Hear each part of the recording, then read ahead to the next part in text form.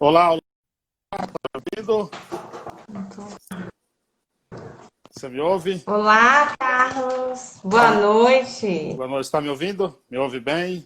Estou sim, Que estou bom, sim. que bom. Pessoal, sejam todos bem-vindos. Eu sou Carlos Silva, eu apresento o programa Paiana Conectados todos os sábados ao meio-dia na Rádio Conectados. Você acessa radioconectados.com.br. Acompanhe também os nossos podcasts. Estamos nas seguintes plataformas: no Spotify, TuneIn, Google Podcast, Apple Podcast, Castbox, e também tem tudo no site do programa, que é paiayanaconectados.com.br. Lá você encontra os nossos colunistas, o escritor Darlan Zurk, o jornalista e pesquisador de cultura Assis Ângelo e o também jornalista e crítico musical Sérgio Martins. Hoje, 5 de agosto de 2020, edição de número 133 do Em Quarentena. Já passaram por aqui 132 personalidades importantes falando dos mais variados temas. Sejam todos bem-vindos. Façam perguntas e perguntas difíceis, por favor. Vamos falar de que hoje? Afinal, será que o lugar do índio é a aldeia? Para falar sobre isso, eu trago aqui ela que é professora da Universidade do Estado da Bahia, tendo como referência aí os Paiaiá em sua tese de doutorado, também sua tese de pós-graduação pela Unicamp. Jamile Paiaiá, seja bem-vinda, obrigado pela aceitação do convite. Obrigada, Carlos. Fico muito grata pelo convite. Quero saudar aí os meus parentes, né, que estão acompanhando. Já vi vários aqui, Letícia, Arnaldo, né, João. Também pessoas queridas, né, o Geraldo Prado, do Paiaiá, a minha Grande. irmã Janiele, Márcia, né, Pereira de Jacobina.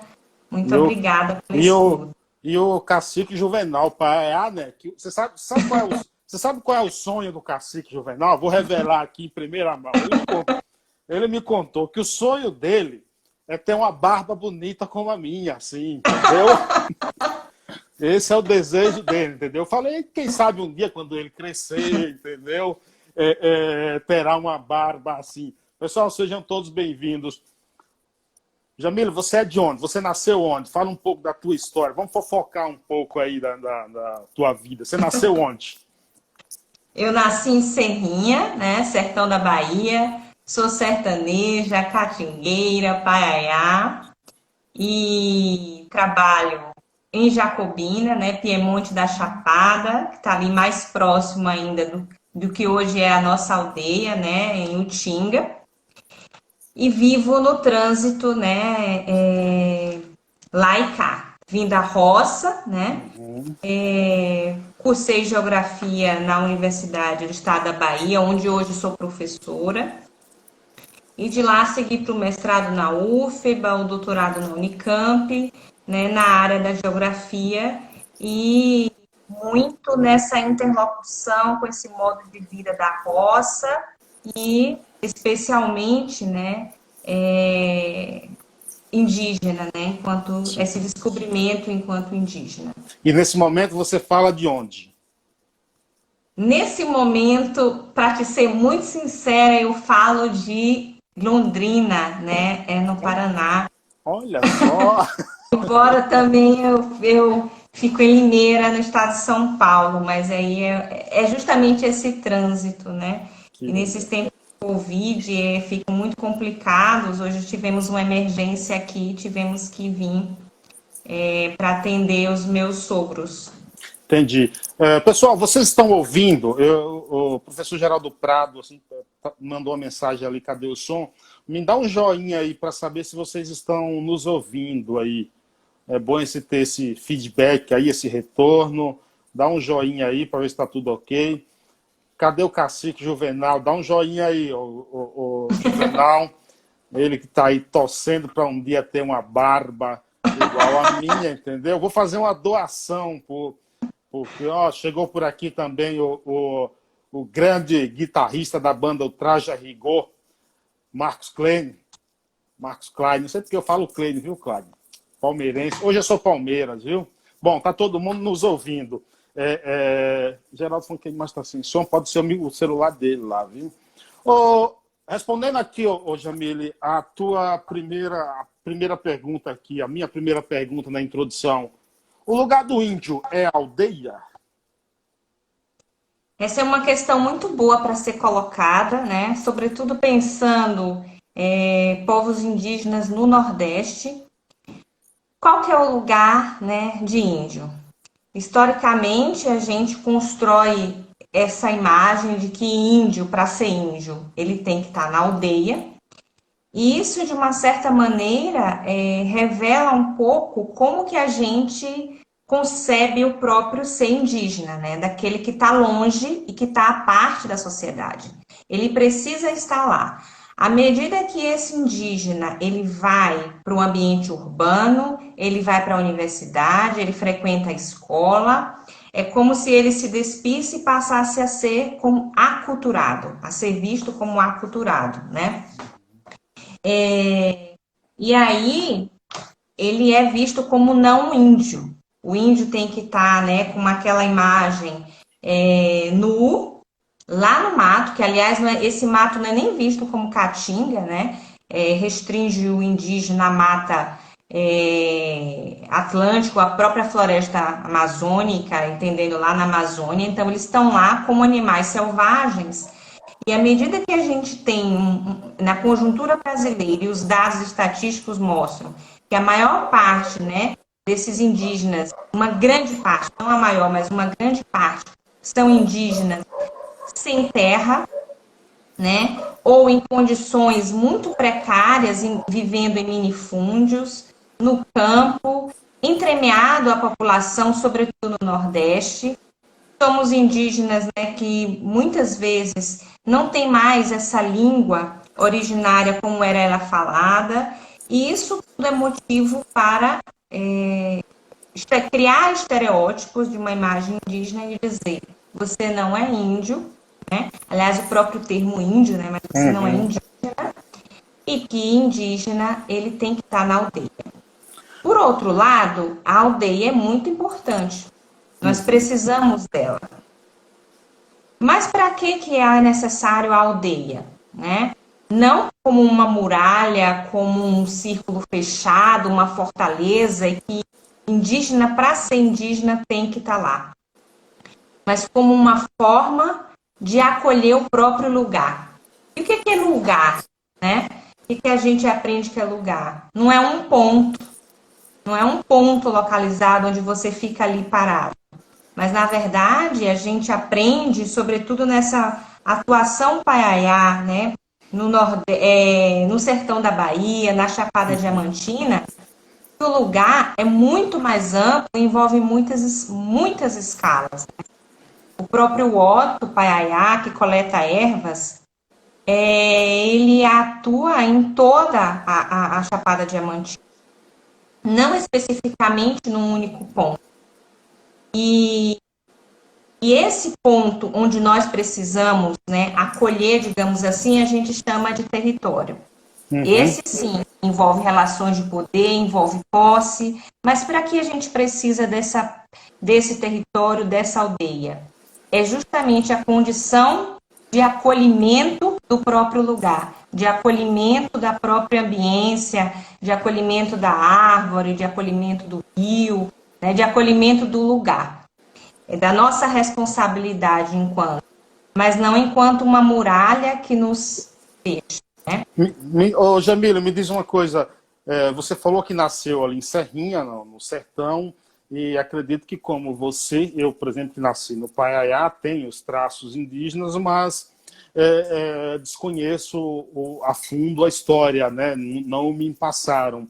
Eu te pergunto, você já foi criada tendo essa educação de suas origens ou descobriu a partir de um certo tempo? Essa é uma ótima pergunta, agradeço, Carlos. E essa questão, ela não mexe só comigo, mas com muitos outros paiaiá, que muitas vezes não sabem nem que são paiaiá. porque, do ponto de vista histórico, Paiaiá era uma das nações mais numerosas, né? Sobretudo pensando na Bahia. Uhum. Muitos documentos históricos em que nós vasculhamos na Biblioteca Nacional do Rio de Janeiro, no acervo ultramarino de Portugal, eles reconhecem a Bahia é Paiaiá. Né? É claro que a gente sabe que está potencializado, mas ao mesmo tempo revela o quantos éramos numerosos. E aí a gente passa por um processo no século XVIII que foi decretado o extermínio dos Paiaiá. E esse extermínio está casado justamente com a data 2 de julho, né? Aliás, que é muito importante como uma data de comemoração, mas na realidade é um dia para a gente que marca, mas por outros motivos, não de comemoração, em que morreu Sacambuaçu, que era o grande líder Paiaiá, às margens, né, do rio Utinga. Exatamente na aldeia de Utinga, onde hoje está o nosso coração, a nossa aldeia, no dia 2 de julho. E isso foi comemorado como a morte, né, do povo Paiaiá, ou dos povos Paiaiá na Bahia. E essa questão foi posta pelos historiadores como uma questão política. Uhum. Mas efetivamente, né, não acabou os Paiaiá. Mas a gente conviveu o tempo todo com essa narrativa de que, bom, não existe mais Paiaiá. Atrelado a isso, foi colocado a escola, a igreja, né, o próprio Estado, com aparato militar, inclusive, tudo convergindo para que a gente fosse obrigado a negar. A calçar sandália quando for na escola, a não poder, né, a ver a parede branca e não poder riscar e não poder pintar. Então, a não poder falar a nossa própria língua. Uhum. Então, todo um processo de negação que levou, por uma questão de sobrevivência, muitos, né, a esconder o seu passado. E a gente fala muito, às vezes a gente escuta, essa foi pega no aço, essa foi pega no dente de cachorro. De onde E é uma vem esse expressão... termo? De onde vem essa expressão? Então, essa é uma expressão muito comum. Aliás, às vezes a gente está comendo, você comer rápido, se a gente tiver com muita fome, fala, estava amarrada? De mulheres que foram violentadas, né, que sobreviveram habitando as cavernas, que aliás na Chapada Diamantina a gente tem uma das maiores cavernas, 160 quilômetros de caverna em uma somente, né? Na América Latina elas se destacam, e foi onde essas mulheres, né, a maior parte delas que sobreviveram, porque os homens no processo de guerra foram os primeiros a serem assassinados, essas mulheres, essas crianças, elas se esconderam e elas passaram a viver como desterradas em sua própria terra, né? Alienadas ao seu próprio lugar violentamente. Então, essas mulheres que foram pegas, né, digamos assim, com essa expressão a dente de cachorro, elas foram estupradas e daí nasceram os miscigenados. E essa pessoa, por exemplo, como eu, sou filha dessa miscigenação. E aí, como é que a gente fala? A gente chama essa pessoa de morena, a gente chama essa pessoa de parda, né? Que veio disso, e a gente nega a condição dela de se assumir enquanto indígena, porque você já não é mais aquela pureza. Mas, bom, eu sou filha de um estupro, né? Como que fica isso? E como que fica a minha avó me falar que eu sou filha de um estupro? Eu sempre, quando criança, da adolescência, tinha os cabelos mais lisos e sempre Eu também. cortava o cabelo assim, franjinha, aquele formato de cuia, todo mundo chamava de índia. Eu já tive cabelo bom, né? Hoje não, tô velho também. Eu sou a pessoa menos vaidosa da face da Terra. Mas assim, o meu cabelo era liso, cobria os olhos. Só que por que eu mudei? Por machismo. Porque na escola me chamavam de cabelo de mulher. Que meu cabelo era igual ao cabelo de mulher. Então eu falava, não pode, eu sou homem, eu sou um cabra macho, eu vou ter cabelo de mulher. Aí, né, fui mudando, também eu não cuido, meu cabelo ficou ruim. Hoje tá branco já, daqui uns dias não tem mais cabelo também, só barba, entendeu? Para causar inveja ao cacique Juvenal Paiaiá, entendeu? Só vou ter barba. Deixa eu te perguntar, você falou, por exemplo, em violência aí. A colonização portuguesa violentou ou dizimou, de certa forma, os Paiaiás? Não, não. Essa questão da dizimação é uma questão política, né? Que eles próprios afirmaram e a gente luta, né? E o meu trabalho é para a gente reescrever essa própria história e ter direito à voz, né? E que não, nós não somos extintos, nós estamos aqui. E o movimento, né, de retomada foi muito difícil, porque como tá dado que está morto. E aí vem a 1990, década de 90, né, junto com o nosso cacique Juvenal Paiaiá, ele vem num processo de retomada de que, bom, as pessoas estão me chamando de bugre, diz que eu não sou índio, mas ao mesmo tempo, né, quando a gente está vivendo nessa relação social, tem um monte de apelido terrível, né, que a gente passa por isso, ou quando a gente usa uma pena, ou quando a gente usa, as pessoas olham a depender de onde a gente esteja. Então vamos assumir, vamos enfrentar aí esse processo, que não é fácil, né? Isso aconteceu comigo também. A partir do momento que a gente diz, eu vou assumir, né? A minha mãe, por exemplo, muito preocupada, mas minha filha, todo mundo não fala isso, você vai sofrer, e o seu filho, como é que fica, né? A gente perpassa por isso, é uma luta muito grande, porque nos assim, atravessa de uma maneira, porque a gente aprendeu a calar. Porque o índio é o feio, é o tabaréu, é o ignorante, Virou é o pejorativo. indomável. Em alguns Exato. pontos virou um termo pejorativo, né? Exatamente. Então, assim, a luta veio desde a década, né, de 90, em que na aldeia Iapira, né, que hoje é a aldeia de Utinga, né, onde está o cacique Paiaiá, cabeceira do Rio, na Bahia, eles voltaram para essa terra porque foram compelidos aí para São Paulo, década de 50, 70, para trabalhar. E muitas vezes esse processo foi muito duro, muito difícil, e ele não veio porque a FUNAI foi lá e reconheceu, mas porque esse conjunto de povos indígenas na Bahia, de caciques, né, junto a essa luta de Juvenal, de Otto, enfim, de outras lideranças que nós temos na aldeia, inclusive de mulheres também, esses caciques reconheceram, olha, eu conheço sua mãe, eu conheço a Yaya Gambeleira, né? Então eu conheço as pessoas mais velhas e a gente foi tentando reconstruir esse movimento e se descobrindo e se rasgando nesse processo e que não é fácil, porque além da gente ter uma vida toda negada, perder nossa própria terra, nós fomos desterrados. Nós somos chamados de bárbaro, né? Que, aliás, é um termo grego utilizado para chamar quem é de fora.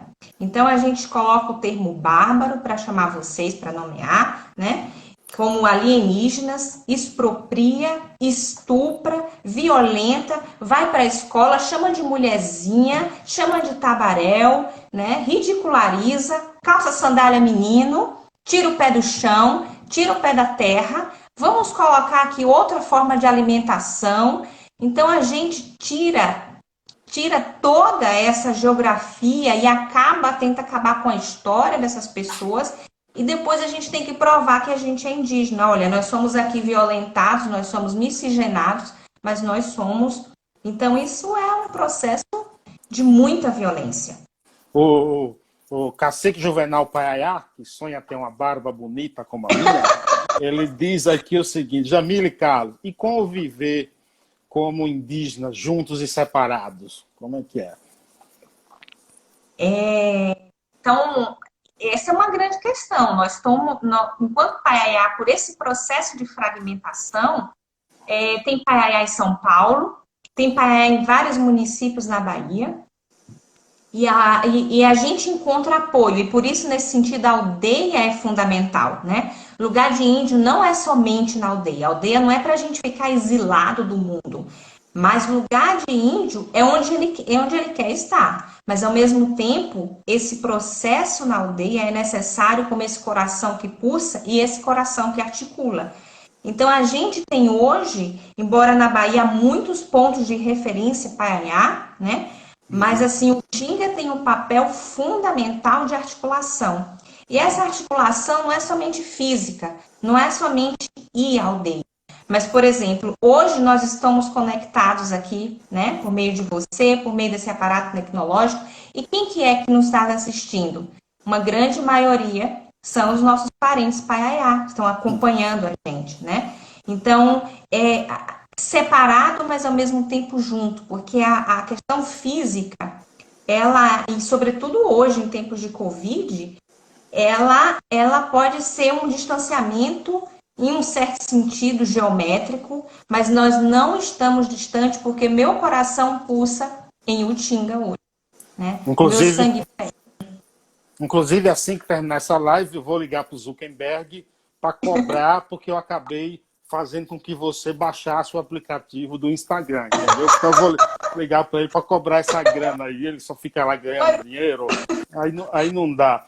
Você falou que os paiás estão aí por todos os lugares, e nessas suas pesquisas para a tua tese aí, me parece que você encontrou documentos na Espanha, se não me engano. E eu gostaria que você me confirmasse, se sim, e acrescento uma outra pergunta. Eu já ouvi comentários que na Califórnia, nos Estados Unidos, também tem lá os índios Paiaiá. Gostaria de saber se você sabe dessa notícia, dessa informação, e se há uma confirmação que são mesmo esses índios Paiaiá. Assim, né? Inclusive há publicações em inglês sobre Paiaiá no Texas. Esse é um fato muito interessante, né? E dessa articulação, e justamente critica esse processo de aldeamento, porque, por exemplo, do ponto de vista histórico desses próprios documentos que nós encontramos em Portugal, na Espanha, no Brasil, né? Especificamente na Biblioteca do Rio de Janeiro, várias correspondências, os Paiaiá eram multilingües, né? Falávamos muitas línguas e estávamos muito articulados. Então, povos que historicamente falavam as línguas tanto do tupi, que era praticado, né, no litoral, quanto que eles chamavam de línguas tapuias, que eram diversas. E éramos grandes articuladores e muito ágeis. E essa articulação entre povos, né, se reflete na própria geografia hoje, né, da nossa Bia Yala, que é a ideia de América, e que não circunscreve só a Bahia, mas a gente tem vários monumentos, vários acidentes geográficos, como cachoeira, rios, inclusive nome de ruas, nome de estabelecimentos comerciais, nome de time de futebol, todos com referência a Paiaiá. A gente tem essa marca e pode espacializar isso, né? E eu produzi alguns mapas sobre essas marcas Paiaiá que não são só na Bahia. Era uma área de atuação muito ampla. E por isso que a gente pode afirmar mesmo, o lugar de Paiaiá é em todo e qualquer lugar. Lugar de Paiaiá é onde ele queira estar. E apesar disso, a gente precisa estar articulado à nossa aldeia. Sim. Pessoal, daqui a pouco eu já vou passar aí as perguntas também. Façam perguntas difíceis, por favor, que eu faço as mais fáceis, tá? Uma curiosidade, Jamila, eu estava até conversando com um amigo sobre isso. O meu Paiaiá lá, por onde nasci, município de Nova Açores, a gente escreve lá com I, com a vogal I, Paiaiá. Porém, lá tem um mercado que a grafia está com Y. Você sabe me dizer por que houve essa mudança, como era e como é, e por que foi? Tem uma explicação para isso? Tem sim.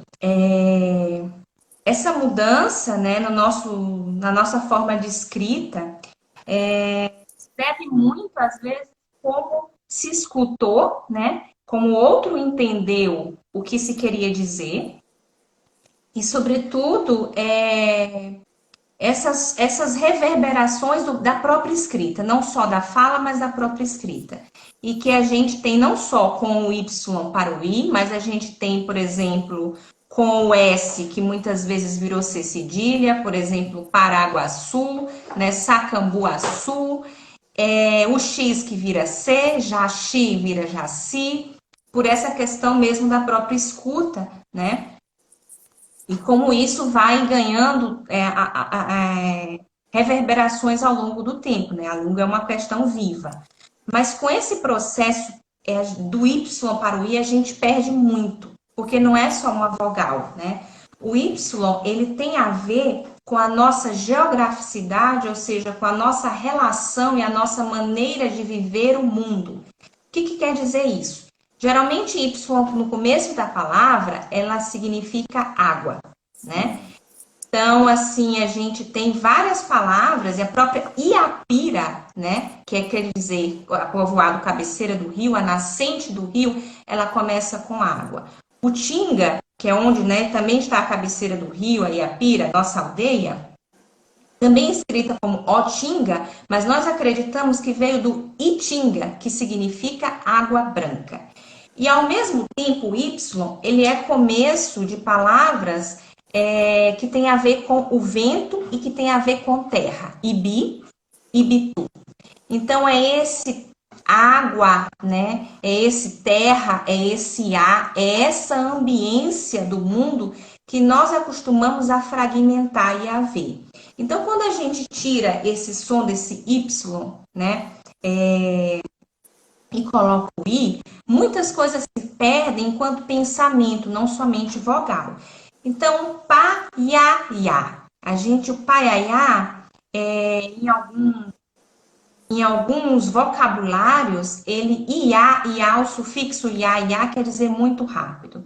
Foi escrito pela grande destreza Paiaiá, né, nos tempos aí coloniais, como que eles se espantaram com a agilidade Paiaiá, e sobretudo na corrida, enfim. Eram povos muito hábeis. É por isso que eu sou muito ligeiro. Então, eu também, né? Pernas longas, enfim.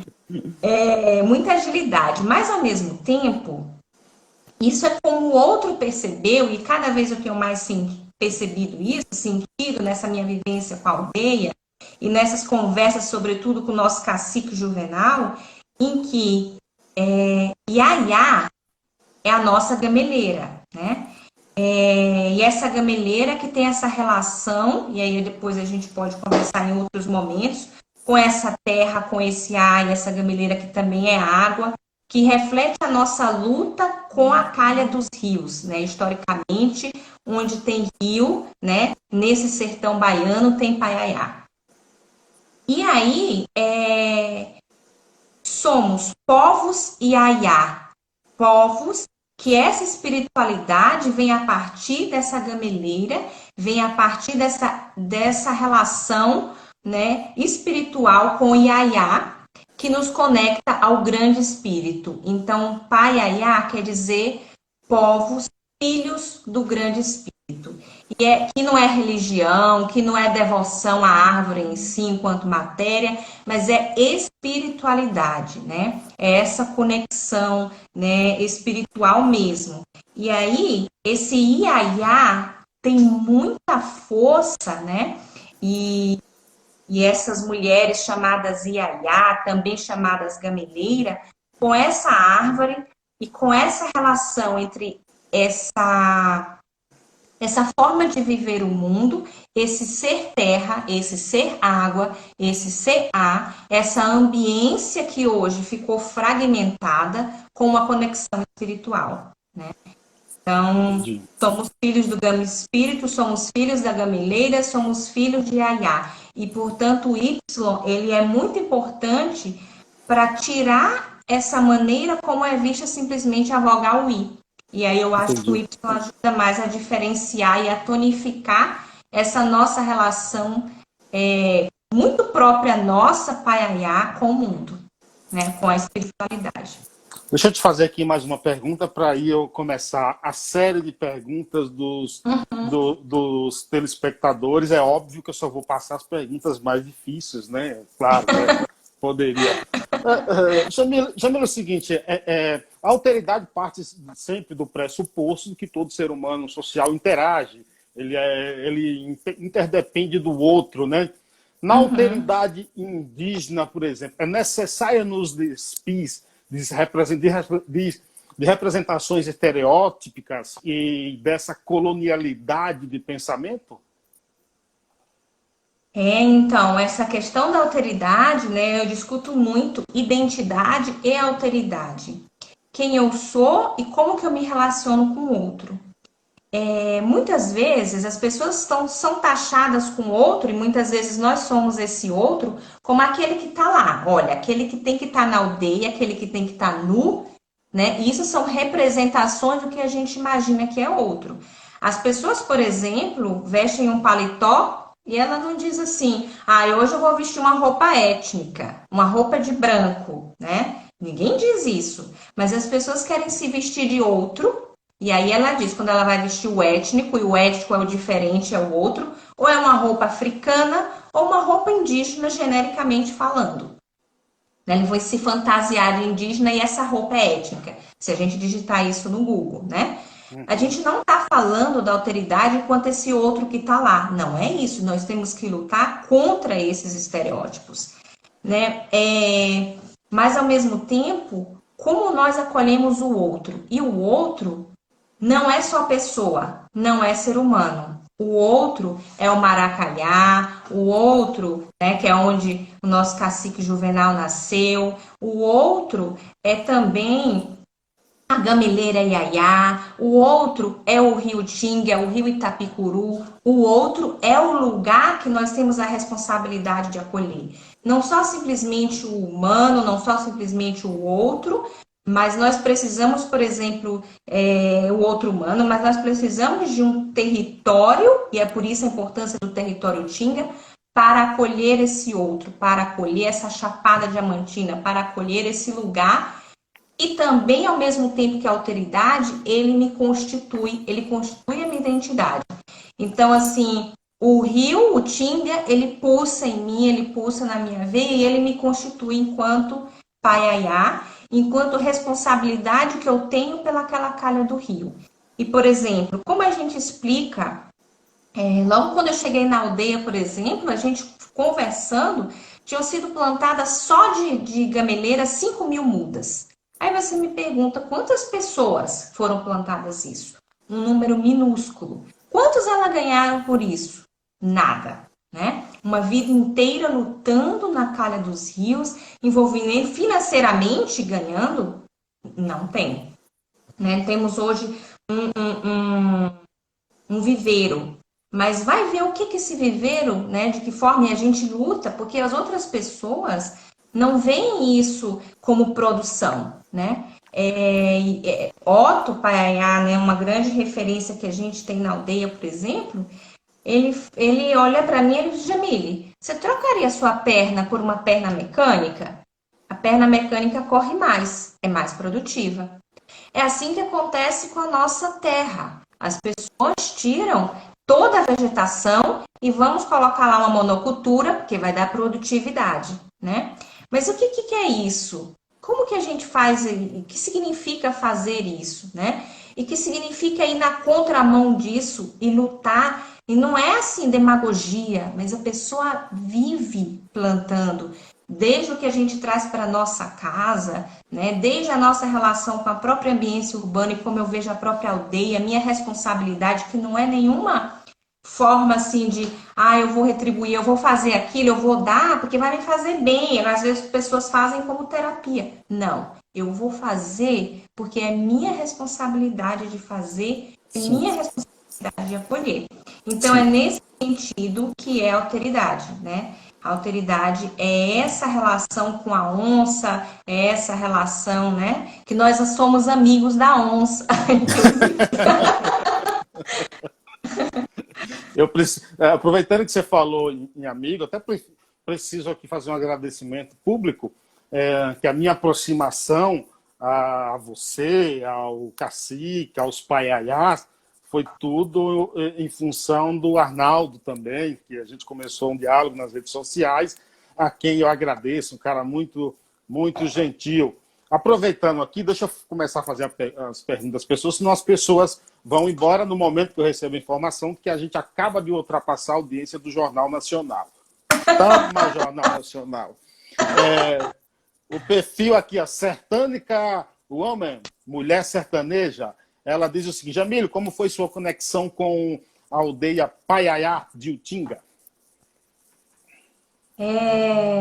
Olha, a princípio, eu cheguei lá, na casa do cacique, ainda com representações, né? Eu preciso ser bem, nossa, mas é aqui que é a aldeia, né? E a minha tese reflete, e a minha luta contra essas representações reflete um próprio movimento que a gente vai aprendendo na escola de negação, e ao meu próprio me ver enquanto indígena, né? Essa coisa que o próprio cacique Juvenal falou, a gota de sangue que pulsa, e que não é só o sangue, né? É esse acolhimento dessa ambiência, desse lugar. Eu cheguei lá na casa dele, com várias alunas indígenas, ou alunas da UNEB, e ele estava acordando, tinha tido uma festança, um encontro, ele estava acordando mais tarde, porque passaram uma noite num ritual, numa festa da própria aldeia, né? E eu cheguei lá e simplesmente ele colocou mais água no feijão, a Edilene, né, que é a esposa dele, me atendeu super bem, colocaram água no feijão, comemos com banana, comemos com ovo. Só indo E lá. ele é acolhedor, sem saber de onde eu vim, o que eu estava fazendo, simplesmente, primeiramente acolhendo. E nesse dia caiu uma cobra da árvore que a gente estava embaixo. A gente estava conversando, de repente caiu uns ratinhos. Nossa, o rato estava em cima da árvore. Aí, caiu outro e depois caiu, pá, a cobra. O cachorro mordeu um e saiu comendo um e correu. Nossa, mas eu tô na casa do cacique, eu não posso nem gritar. E ele percebeu. E aí ele começou a rir. Ele é muito brincalhão, ele começou a rir. E me levou, inclusive, eu não tava de um jeito que a gente vai pra roça, né? E ele brincou com isso. Vamos lá conhecer o viveiro e me deu uma frutinha para eu comer. Claro, eu tô querendo me socializar, eu vou fazer tudo, vou, né? E fiquei com a língua dormente, a boca lerda, e ele, agora fale, professora, pode falar. Então foi assim a minha primeira experiência. E daí para lá eu comecei a outras idas, comecei a conversar com as pessoas, e após esse processo, a minha avó, está com 92 anos, ela me chamou para conversar. E aí ela começou a falar, porque ela nunca falou, né? Toda referência da família nesse processo de miscigenação é em referência ao branco. Então, meu avô é branco, parte de pai, então a referência é a família dele, e na parte de mãe é o contrário, né? O meu avô vivia na beira do rio Itapicuru, vivia dessa maneira, né? Os meus tios todos,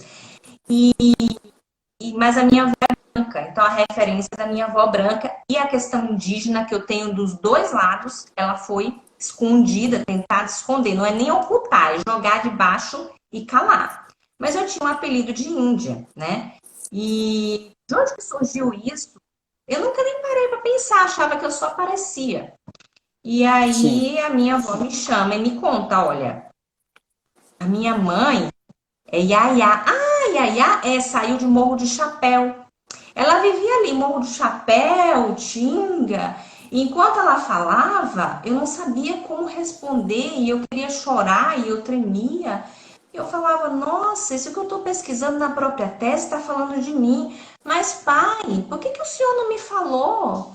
Por que isso? Né? E comecei a questionar e fui pesquisar de um lado e de outro.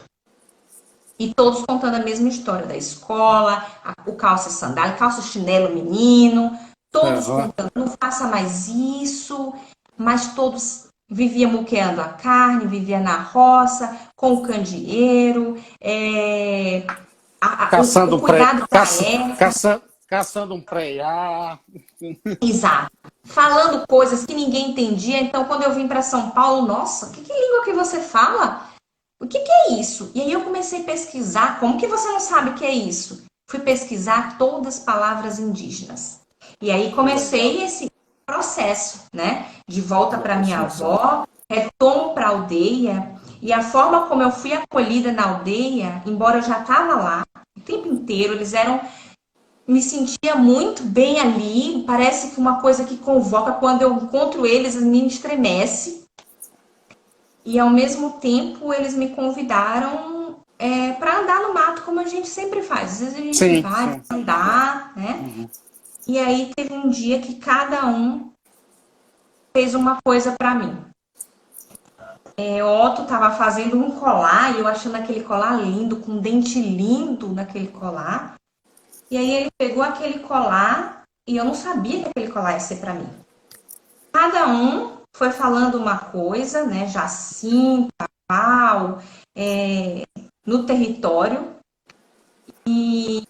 Houve uma parte que foi muito assim particular, de uma água que foi preparada para mim, né? De falas que foram ditas assim que eu jamais vou esquecer. Das rãs que pularam na minha perna naquele momento, e eu, nossa, e eu sempre fui essa coisa com a rã. E elas Sim. simplesmente pularam e eu simplesmente acolhi, fiquei quieta, né? E foi um momento muito Que bom. importante assim para mim Que de bom que. inserção, né?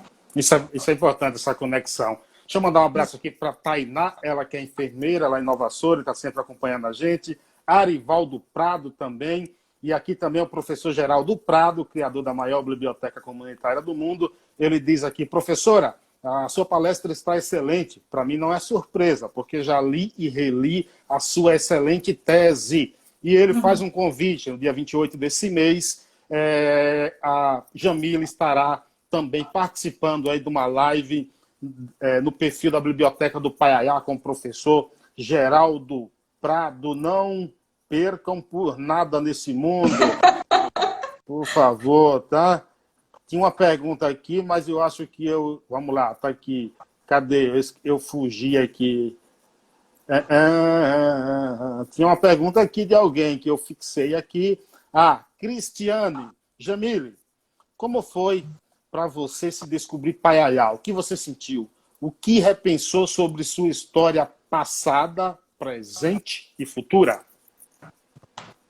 Então, primeiro agradecer as palavras aí do nosso professor e doutor Geraldo, né? Muito generoso. Inclusive agradeço por ler a tese e pelo convite. E a Cris Kampf, isso significou muita mudança, né? Como eu digo, muitas pessoas, elas não sabem que são paiaiá. Como que a gente descobre isso? Não é simplesmente dizer assim, olha, eu tenho sangue, porque a gente encontra muitas pessoas também, olha, eu tenho sangue de índio, mas eu não sou índio, não.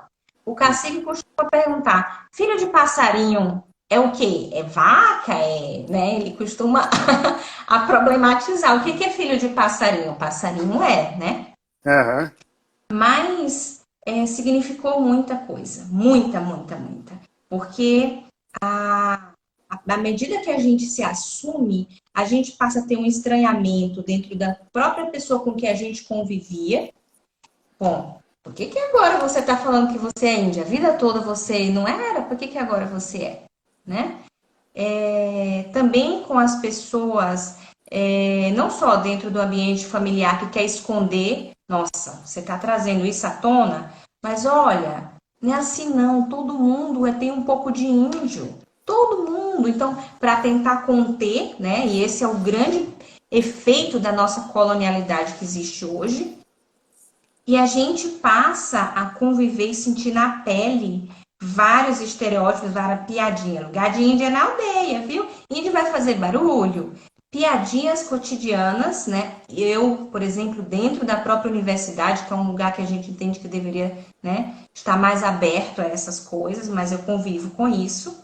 E dentro de mim mesma, né? Dentro, como eu encosto numa árvore, como eu sinto uma árvore, na forma como eu sinto minha espiritualidade, na forma como eu me alimento. E, por exemplo, eu estava com problemas, coisa básica, crônicos de estômago, em que não tinha mais cura.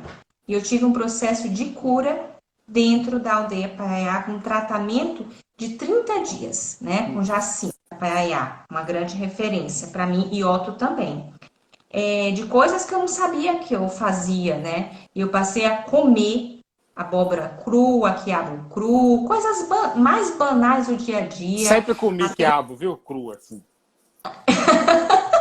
Então, a valorizar mais o meu pai, a valorizar mais a minha avó, porque a gente aprende coisa da vovó. Isso é coisa da vovó, tá pra lá, tá passado.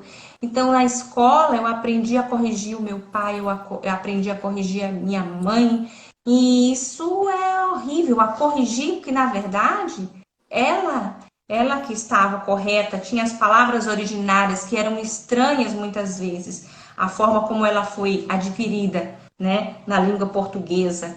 E o próprio Paiaiá é com Y ou é com I?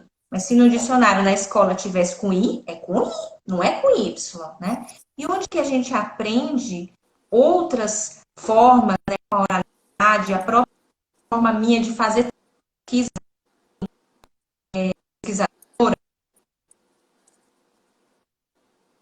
Eu chego lá com uma planilha. Voltou. Tinha dado uma congelada na tua imagem. Como que eu faço a própria pesquisa na universidade, como que eu acolho esses vários alunos, alunas, que são filhas de mulheres pega no laço, filhas de mulheres pega no dente. Então, assim, hoje eu faço um papel que mudou a minha forma de atuação enquanto profissional, que mudou a forma de articulação enquanto pessoa, que mudou também na minha relação espiritual, na forma como eu vejo o mundo, na forma como eu me relaciono com Deus, né? Que mudou muito a minha relação, né, com a aldeia, que eu não sou simplesmente uma pesquisadora. Então, Você é parte, né? Você é parte. Exato. Você é parte disso tudo. O Gustavo Silvano Batista te pergunta: qual a contribuição dos Paiaiá para a questão ambiental? O que podemos aprender com a vida dessa comunidade? Gustavo Silvano, grande professor de filosofia da UFPI, né, a Federal do Piauí. Obrigada pela pergunta. Pensar hoje, né, os Paiaiá tá muito relacionado a um processo de educação ambiental, né? E isso, como no meu própria forma de viver hoje, na minha própria forma de alimentar, no meu processo de cura de doenças crônicas, por exemplo, né? Reflete a uma outra forma de relação com a ambiência, uma outra forma de acolhimento, inclusive a própria pandemia hoje, como ela se situa, e certamente ela está articulada a um processo vinculado a essa ambiência, a esse lugar, né? Então, a luta Paiaiá na Calha dos Rios não é de hoje, mesmo antes desse processo de retomada, desse processo de constituição da aldeia, ela, quando estávamos, né, Otto, por exemplo, Jacinta, essas grandes referências que a gente tem hoje, em São Paulo, estavam lá na luta com o Rio Tamanduateí. Então, eles têm muito a ensinar sobre uma outra forma de nos relacionar com o ambiente. Inclusive, né, o cacique Juvenal, Paiaiá, ele tem que aliás, eu nem vou falar só o cacique Juvenal, senão eu vou apanhar, né? Porque hoje ele disse que não gosta, na live de hoje, não gosta de chamar ele só de Juvenal. Então, eu não quero apanhar. Ele disse, em um dos seus textos, né, que o rio voa. O rio voa sem asa, o rio cai. E quando ele cai, a queda não prejudica, a queda não arranha. E não é a queda que mata o rio, o que mata o rio é o esgoto. E isso me fez pensar uma outra forma, por exemplo, de falar de rio. De não o rio como tá, da aderência dele com o ar, né? E não só simplesmente da aderência ao rio, à terra, à lama, mas a aderência do rio ao ar, como esse rio que voa. Então eu acho que trazer aí o pensamento paiaiá e aquela questão do Y que a gente falou, nos dá outra forma de educação ambiental. Sim. O Arnaldo te pergunta, qual o destino das retomadas indígenas para se livrarem do extermínio e apagamento, sendo que muitos continuam se misturando? Olha, a gente não tem extermínio, claro, alguns povos sim, mas ao mesmo tempo, né, muitos povos como nós, que fomos dados como exterminados, eles estão ali. Alguns não reconhecidos pela FUNAI. O que mostra, né, esses dados e esse censo do próprio IBGE é que os povos indígenas cada vez mais estão aumentando no Brasil, ao contrário do que estão dizendo. Nós estamos crescendo, multiplicando. E, ao mesmo tempo, não é a miscigenação que mata o indígena. O que mata o indígena é a expropriação de terras, o que mata o indígena é a própria violência física, o que muito mais mata. A gente tem um trabalho, né, de um ex-presidente da FUNAI, em publicação, em livro, eu vou lembrar aqui o nome dele durante aqui em algum momento, para não esquecer dele, mas ele falando sobre essa questão da miscigenação, eu acho uma coisa muito importante, né? Porque a miscigenação, muitas vezes, ela foi forçada, né? A miscigenação, ela foi violenta. E muitas vezes também ela aconteceu enquanto rede de resistência.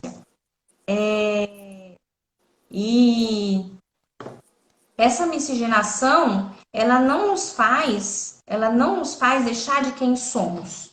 Eu sou uma pessoa misturada, mas eu não posso me convencer, né, que eu sou uma parda, que eu sou a condição de ninguémdade, que eu sou simplesmente o brasileiro. Não, né? O que me faz ser indígena? Essa condição de miscigenação, ela foi muito vista, né, por muitos, inclusive indigenistas, como um ponto de aculturação e de desvalorização e de negação do próprio indígena, que não é mais puro, é miscigenado. Então, eu acredito muito que o que mata é essa violência que é cotidiana e que está com uma paz, um verniz de uma paz cível que, na verdade, não existe, né? A gente vê essa violência. A gente está chegando aqui já aos minutos finais, eu vou passar aqui mais algumas perguntas, meio que um bate-bola para você responder, viu, Jamil? Primeiro um comentário aqui do perfil de Paz para Paz.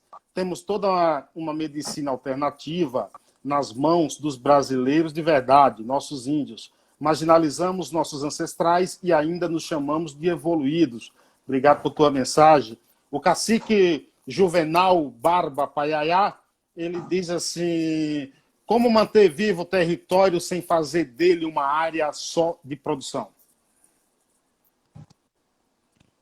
Então, nós temos um território pequeno, 49 hectares, né? Pequeno, mas que já é um grande começo, uma grande mudança na história.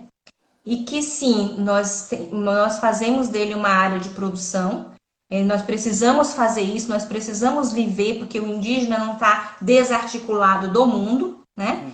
Mas, ao mesmo tempo, o que é essa produção? Essa produção é como está sendo feita lá sob a liderança dele, que não tem simplesmente capim plantado para o cabrito, para o bode comer.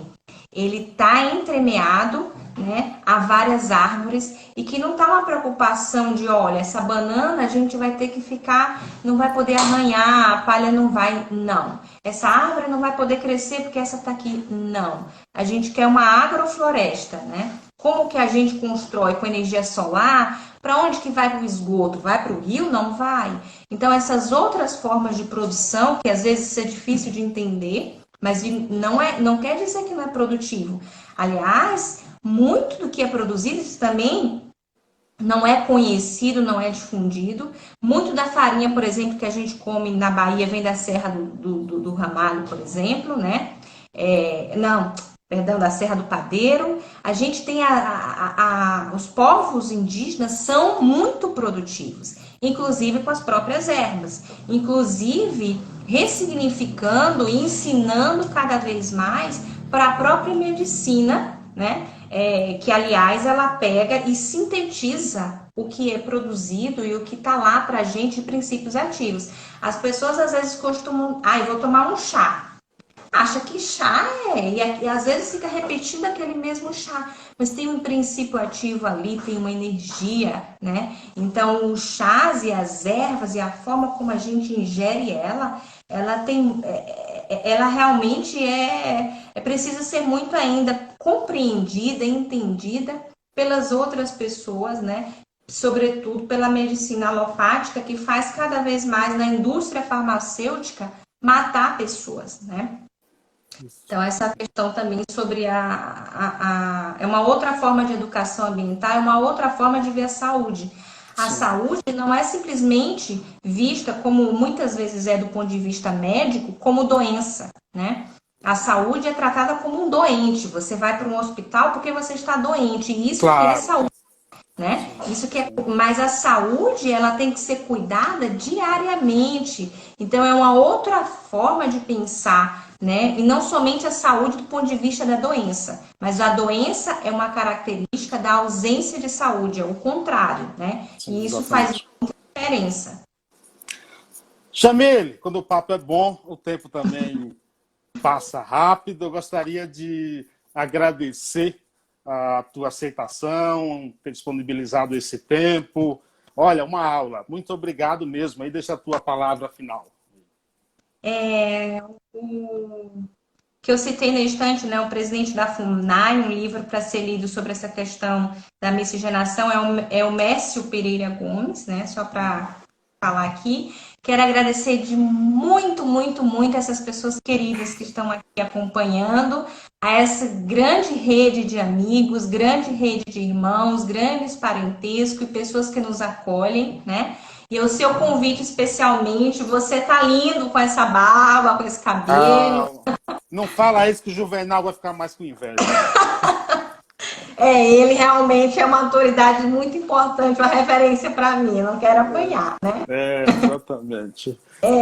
Então, muito obrigada pelo convite, você torna tudo mais leve, né? E eu agradeço muito por essa oportunidade de estar aqui. Espero Obrigado. que a gente se encontre mais vezes. Obrigada também. Tchau. Jamile Paiaiá, grande abraço, muito obrigado. Obrigado a todos mesmo. Desculpa se eu não passei aqui a mensagem. O Instagram está aparecendo aqui uma contagem regressiva que vai encerrar a minha live. Muito obrigado a todos. Até a próxima. Grande abraço. Tchau, tchau. Tchau.